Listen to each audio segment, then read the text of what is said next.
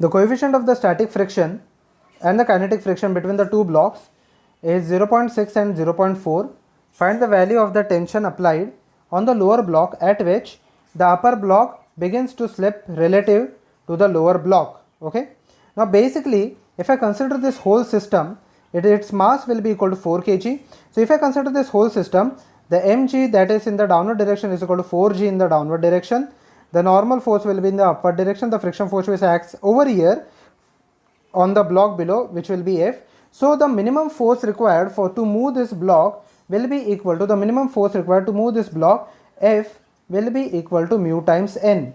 Okay, that is the coefficient of static friction. In order to just move the block, it will be equal to 0. Mu into N, where mu is the static friction. Okay, so 0.6 into the normal force. The normal force is equal to 4 into G. So 0.6 into 4 into 10. Okay, which will come out to be 24 Newton. So minimum itna force तो मुझे apply करना ही पड़ेगा in order to move this blocks, okay, or in order to move this system. Unless this system moves, okay, or unless this block start moving, the second block will not move with respect to the first block. The second block or the block above will move only with respect to the with the first block only if I cross this force. Okay, only if I cross this force.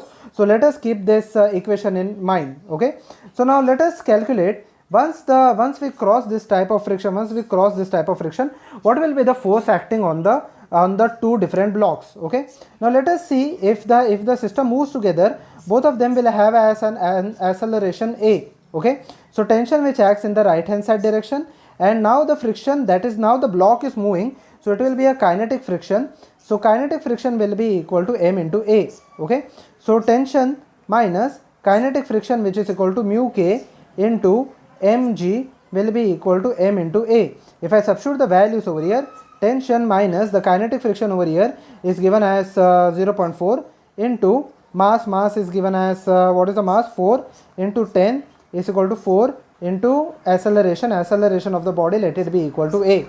Okay, let the acceleration of the body, let it be equal to A. So tension minus 16 is equal to 4 into A, let it be as it is. Let this be the first equation. The force that is acting on this block, there is only one force. Suppose there is no friction force. When the lower block slides towards left, this block has a tendency to slide towards left hand side. When the lower block slides toward right, okay, the upper block has a tendency to slide towards left. So the friction force will act in the right hand side direction. So the friction force acts in the right hand side direction. So I can simply write F is equal to m into A. Now the acceleration will be same as the acceleration of the system.